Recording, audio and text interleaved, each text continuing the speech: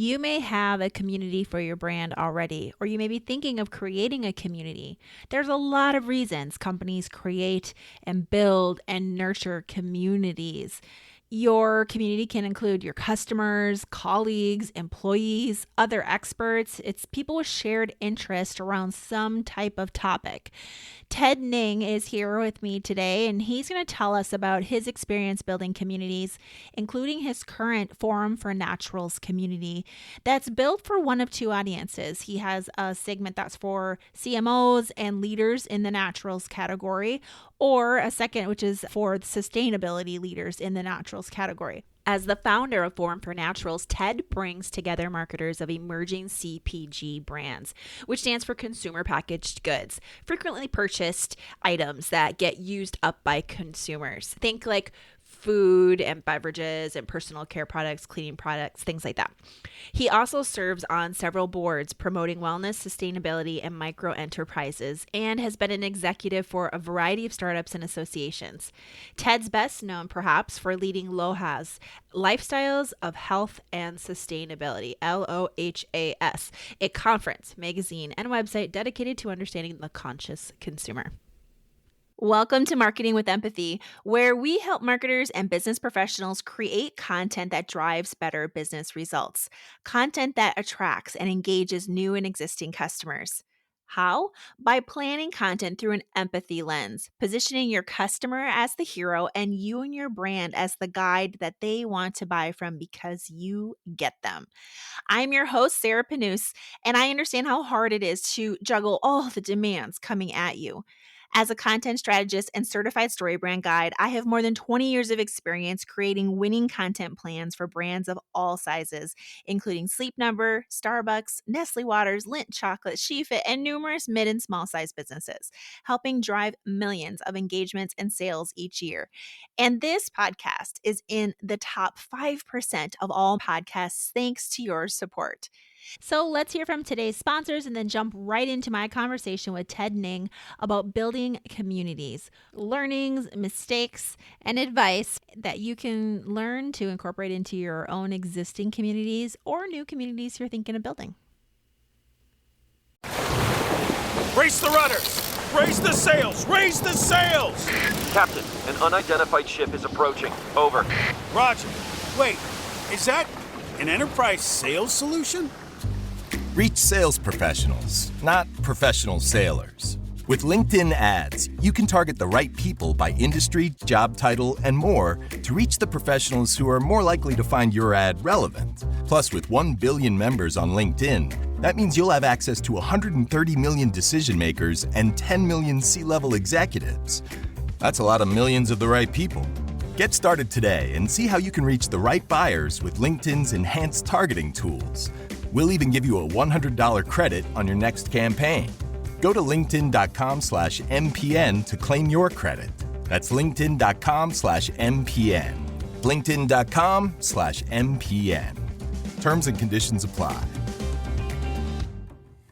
You may know you're listening to this show along the Marketing Podcast Network, but did you know there are other great shows on MPN to help your business? Robbie Samuels hosts the On the Schmooze podcast. Robbie, tell listeners what to expect from the show. Since 2015, I've interviewed entrepreneurs who overcame challenges to achieve success in their field or industry. Tune in to On the Schmooze to listen as I ask deep questions to elicit untold stories about leadership and networking. And where can people subscribe? Find the show at ontheschmooze.com or on marketingpodcast.net, or just search for it wherever you get your podcasts. You heard them. Go subscribe.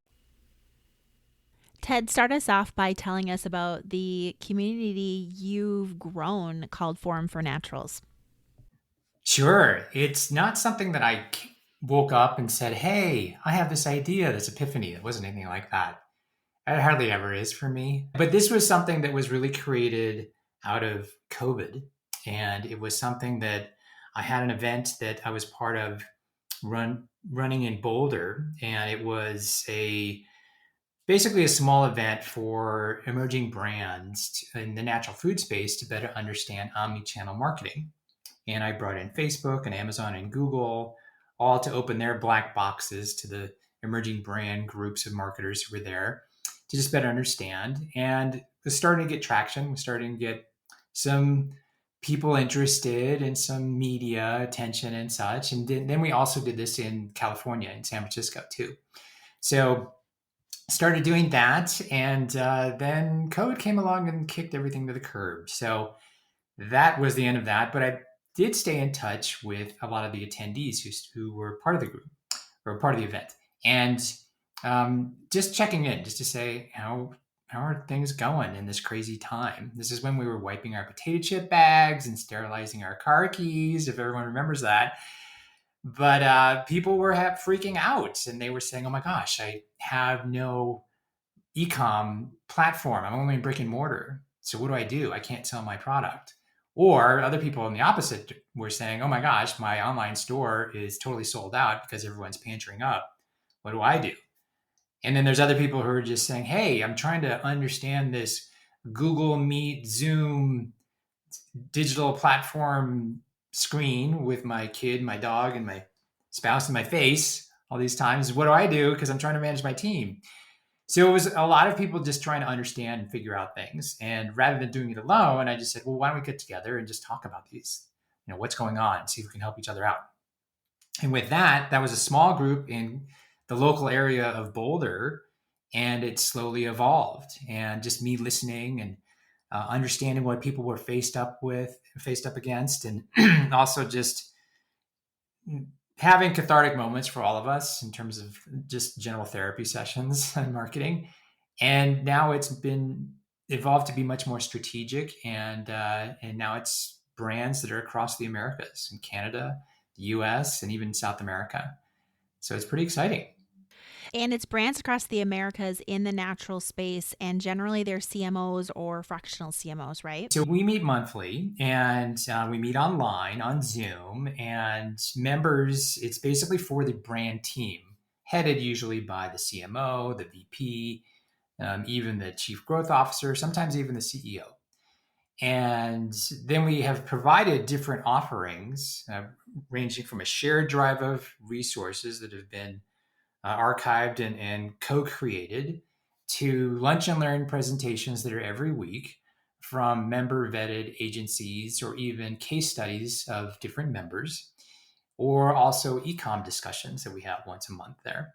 And then we also have a fractional group that has kind of been in transition. Either some people might be looking for a job and then looking for a side hustle of consulting work, or some people are doing this full time. So we have that small cohort over there as well.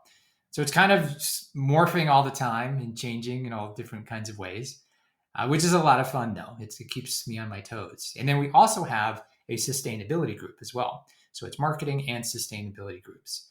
And the sustainability group is a completely different culture. They meet once a month, and then they also have a lunch and learn once a month, whereas the marketers are much more active. They have lunch and learn presentations every week, and then they meet once a month. You mentioned to me before that the brand promise that you work to give your community members now inside Forum for Naturals revolves around two things: connection and values. And so I thought that was a great statement as people are thinking about building their own communities, whether it's for their customers or other professionals. There's so many types of communities we can have. I'm wondering, is identifying your brand promise something you recommend people do first when they're thinking about their own communities? I think it's important to have a loose one. It's more of approaching it like a science experiment, where you have a hypothesis for an experiment, and not really being emotionally attached to that, just saying, hey, we're going to give it a try. And that for me has really helped me navigate these kinds of areas of gray, where you're like, I don't know, I'm just trying to figure this out. We're in COVID. I'm just trying to be helpful, and I don't know what I don't know. So just really listening to what people were really challenged with. There were themes. And if you hear enough people talking about things, you can start pulling and extracting ideas, because like, oh, I'm hearing this person say the same thing as this person, or it's said differently, but it's the same kind of theme. And so what I came up with this group is everyone's being challenged with marketing in general. It's changing all the time. There's all kinds of new technologies, there's new strategies. the companies that they're a part of, because they're in the small, medium-sized ecosystem in the natural food space, those are changing. Their companies are evolving or contracting, and those are changing. So everything is changing. In order to have people navigate those things, what I came up with was, how can people who are limited with resources, because a lot of these small brands don't have the resources that these big multinationals do, how can they be more effective? And that was really what resonated with me and really struck a chord in terms of not only the word, but emotively. How can people in life be more effective? How can I be an effective marketer? How can I be a more effective leader for my team? How can I be a more effective communicator to my CEO, to my board, to my stakeholders? All of these things, that efficacy statement really resonated in terms of like finding that. It took me a while to find that. I didn't necessarily, again, wake up and have an epiphany. It was something that just kind of, I started rolling around in my head and just started putting that forth. And a lot of people who I presented this to, I got a lot of ahas, like, ooh, that's a good one. That's juicy. And so then I stuck with that and really have anchored that into everything else that comes out of the forum does. Beautiful. So, what kind of questions should people ask themselves before they jump into creating a community? And think about this from folks who are starting a community from scratch and folks who already have one and just want to make it better. I think a lot of people, and I've been one to do this too, is I want to create a community, but I don't really know why. I just want to create a community for the sake of community. Like, okay, so what's the purpose of the community? And that's not wrong if you just want to have a fun gathering or a group of people who may have similar interests and such, but what's the purpose? And then what? So trying to find a reason for people to want to be a part of that group. What is it that they are wanting to accomplish? We're all very communal. We're always wanting to belong to something. Just for instance, in our DNA from when our ancestors and such of being tribes. And with this, it's really important, I think, when you wanted to create a community, is to understand what's the message behind the message. Go 2 steps down from what you're thinking. If it's a party for gardeners, for example, gardening club, great. Okay, so then what are you doing in creating that? What's the purpose of that? Is it education? Is it new skills? Is it trading seeds? What are those things? It's really important to just understand what the purpose is first, and then make sure that everything that you're doing lines up with that purpose. That's what I have found, is that it's really, really important to have those things be clear to me, because then it also provides me a compass on what to include and what not to include. And you do a really great job of listening. And you have this great acronym, ABL. And I was curious if you can elaborate, tell us more around, how do you recommend people best listen? How do you listen for pain points and what people want to accomplish? I'll always be learning is something that I always learned in terms of, oh gosh, I can't remember who gave me that phrase. It was one of the books, maybe it was a Jim Rohn book or something like that. I'm always trying to learn and keep the group fresh, because it's very easy. I think we've all been a part of communities that just rinse and repeat. Nothing really changes and it gets stale, and people move on. And I'm trying to maintain a community that is a business model. So I don't want my churn to increase. That's kind of my technical reasons, but I also want to make sure that people are getting the value out of that. So what are the ongoing values that you can stack upon what has been done already? I think in terms of listening, one of the things that we do with our group is, once a person becomes a member, is we do a member assessment. And it's basically a form of asking, what are your goals? What are your challenges? What's your internal team challenges? How is it made up of your team? What are you responsible for? Who do you report to? All of these different things, so that I get a real clear picture contextually of what's going on in their world. What's their world view? And through that, of just listening to how they operate or what's their goals and challenges, you can get a lot of information just by asking those two questions. And just listening to those things provides a real clear depiction of opportunities where someone like myself, who's a community developer, I may not know the answer. I hardly often do, but I do know others who do. And that's really my skill set, is to be able to provide them a connection to another person who is also super smart, has a lot of experience, and can provide them some wisdom in terms of problem solving. So I'm kind of the switchboard operator that way on things.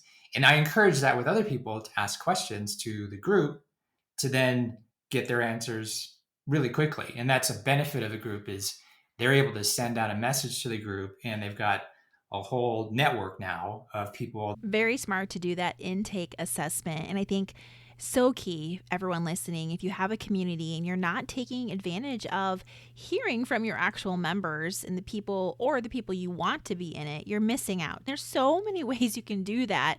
Now, Ted, yeah, like what you just described with yours, there's people who even start out with free Facebook groups as an initial way to test out communities.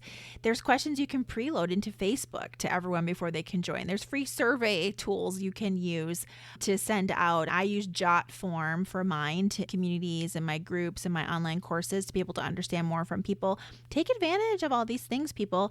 There's no reason you cannot gather and get those insights back. You just have to be smart, always be listening to help inform what you talk about and the value that you can give those members so they want to stick around. We've all been a part of groups where we join, and then that's it. We got your membership fees. Good luck. Here's the database. Go at it. And you're like, okay, well, I don't even know what this is. And it's up to the individual to really push and to do that. And if you're an introvert, that doesn't work so well. Or if you're not really sure about how to do all these things, it doesn't really help. So just that onboarding process. Then for me, I'm able to always look into opportunities that come across my desk and say, oh, here's something. And the other thing as a community leader is I'm always checking in with people. That's the other thing. It's just these little love bombs, because you know how it is when you get a text from someone who you haven't spoken to in a long time, and they just say, hey, I'm thinking of you. How you doing? And that, how that makes you feel. It's just out of nowhere. And it's just a really nice thing to have. So being able to do that to people and just say, hey, I'm just checking in. What can I do for you? And I think people really appreciate that. And also being the one who knows probably the most of where things are in our shared drive, or who are the contacts that are in the group, the members, who is best placed to help solve a problem or deal with a situation that might help that person. I'm always trying to do that. So I'm moving the chess pieces always, but at the same time, touching in, checking in authentically is something that I think that people really appreciate. Yeah, it creates that nice relationship between you and the members of your community. And I know, Ted, you've tried a lot of different things. Some have worked, some haven't worked. And you talk about approaching this like a science experiment. Can you share some examples of those experiments, things that did or didn't work, to help give all of us listening, get our wheels turning of maybe what we can try or not try? Yeah, sure. The biggest thing I think with this group is that the culture of the forum itself is really fun. It's very giving. People are always very enthusiastic, and also very, very willing to give knowledge and share and spend time with each other. I think part of that reason, it was the fact that we went through COVID together, and we all went through this galvanizing moment of just, oh my gosh, what are we doing? Am I the only one who's trying to figure this all out? This. And then that group, once they gelled, they started attracting their friends and their colleagues. And so that grew, which was great. So that was fun. And then I was thinking, oh, well, maybe I can take this into other market categories, maybe hospitality, or maybe HR, or different industries, the outdoor retail industry. And those never worked. I couldn't figure it out because I didn't really have the connections that I did in the natural food industry. And the culture of industries also are very different, I reckon. I found that out after just talking to a couple other marketers in these different areas, that it just sometimes, just in tech or in insurance, these different industries, they just are different. So that was one that just didn't work. So I just chose to then go narrow and deep, just really focus on that. The other thing that I tried was I have this group that's the CMOs and the VPs and CEOs, and then I wanted to do a manager group as well and thought that would be really interesting. So I started doing that. But managers are in the trenches doing the work and they don't have time. So they didn't really show up as much or as enthusiastically as the others in the CMO group, which is interesting. I was like, okay, these guys are younger in their professional development. I would think that they'd want a bench of peers to learn from. But I learned that I positioned it incorrectly. I think it was just a little too loose in terms of its structure. And so rather than just abandoning that, I pivoted to a education track. I recognize that in the emerging brand space, a lot of people who are perhaps at the executive level come from corporate. They have corporate experience and some trainings from that and a strategic overview or understanding of what that is. These associate brand managers and brand managers are coming in because they're passionate about food and natural foods and then healthy living, but they have no training. So they're just learning on the job and no one has time to teach them. So I saw that as an opportunity. And so now we do quarterly education tracks on very specific topics relevant to the forum. So we did one on shopper marketing taught by heads of omnichannel of member brands. We just finished one on AI and focusing on how to create a marketing roadmap for an individual and a brand. Again, taught by members and from people who we know who are AI specialists. Doing another one on branding here in the next quarter. So all of these have been very successful. The AI class, we had 80 people in a 5-week course. So that's something that clearly has struck a chord and we've just been able to pivot into that. So that's been very interesting just to learn, start somewhere, say, okay, that didn't work, pivot, go into something else and see what works. And that's part of the experiment, is not being scared to try and not being afraid to pivot if it's not working, and also not to give up if the first thing doesn't work. Well, I think it's really important when you're making key decisions to involve the community in those key decisions. A lot of people feel like they have to know things and then present to a community like, here's the agenda, here's the menu of items. It's not like a restaurant. Because it's a community, you can just pivot on a dime. You can say, well, what do you want to learn? So I did that actually with the sustainability group that we have. At the beginning of the year, we meet and I said, so guys, what do you want to talk about this year? The first session of the year in January, they gave me this massive brain dump of material. And then I broke it up into an agenda so that the entire year, now we have very succinct topics that we will be discussing throughout the year. And people will now know, oh, I want to join that meeting. So now it's really organized. And I didn't have to do that on my own. They did it. I just had to structure it, kind of put it in a bullet point outline. And that's what I've been really able to do a lot with the groups is whenever there's any challenges that I feel like I can't figure it out, you present it to the group to see what the larger group think will make of it. You just have to go with what the majority is and your gut. And every community always has some members that are more involved and active than others, like these super users, if you will. Can you tell us more about your experience with super users in your community? You know, who are they, how to find them, and how do you keep them engaged? Sure. I think with every community, those ones who volunteer themselves, if it's something like, oh my God, this your product's amazing, you find those people pretty quickly. They're the ones who are the commenters. They're the ones who give you the 5 stars and a comment and share on their social or sign up for your newsletter and everything. You're able to find those people. And those core super users are your brand ambassadors. So the best thing is to just empower them, arm them with whatever it is that you need, whether it's swag, whether it's social accolades and publicity and such, and empower them to give you advice too in terms of what they like and what they don't like.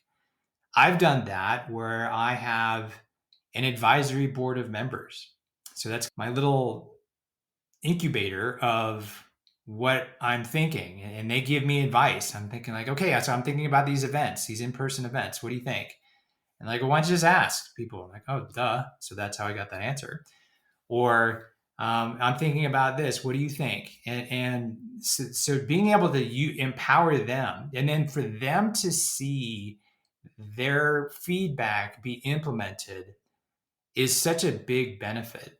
That's such a huge thing for them to say, oh my gosh, they took me seriously and we're doing this.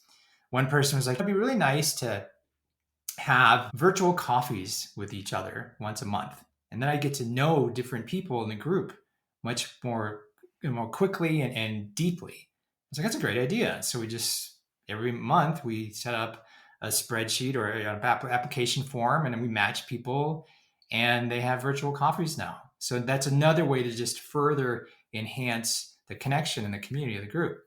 So just taking some of their ideas and applying them, that goes so far in terms of them feeling like you're not only listening to them, but you're really applying things, and it's a partnership. People really feel that at every level. All right, so as we're nearing the end, is there anything else I should ask you about but haven't yet that you'd like to add around building communities? It's important that when you're building a community to think about the hierarchy of self, Maslow's hierarchy of self, if you've heard that. Yep. And brands always want to be at the top of that pyramid, that aspirational self. So how can you tap into that emotive aspirational self? So what is it that you can do to connect and ladder up to that? So for us in the Forum for Naturals, being more effective in your role is that aspiration. So that's how that directly ladders up. So I think the question is always to say, what, in terms of my community, if it's a Facebook community, if it's a gardening community, like I was saying before, what is it in the aspirational self that I can do, or what do I think that would lead up to? And then also asking people, like, what would be in that sweet spot? What does that top of the pyramid look like for you? And what does it feel like? And how can we do that in a perfect world? Getting that data to collect in that intel to help people informs you in terms of your experiment, and aligns you, gets you lined up for also understanding your purpose and understanding what exactly the community is for. So the more that you can line up in that direction with all those different pieces, aspirational self, information from the members, and the purpose of the community, all of those things, once you get those all in place, you've got something really great. All right, everyone, that is a wrap. If you want to connect with Ted, you can find him on LinkedIn. It's Ted Ning, Ning. The website is forumfornaturals.com, and they also have a LinkedIn page and a LinkedIn group, both named Forum for Naturals. So if you're in the natural space, or if you're like a fractional marketer that wants to work in the natural space, I highly recommend connecting with Ted. He's your guy. Until next week, God bless. You may know you're listening to this show along the Marketing Podcast Network, but did you know there are other great shows on MPN to help your business? Hennika Watkins-Porter hosts The Entrepreneurial You, empowering entrepreneurs with insights on leadership, business, and success. Hennika, tell listeners what to expect from your show. So we provide innovative business strategies and practical solutions to common entrepreneurial challenges. And where can people subscribe? Find us at hennikawatkisporter.com, as well as the Marketing Podcast Network at marketingpodcast.net, or search for it wherever you get your podcasts. You heard her. Go subscribe.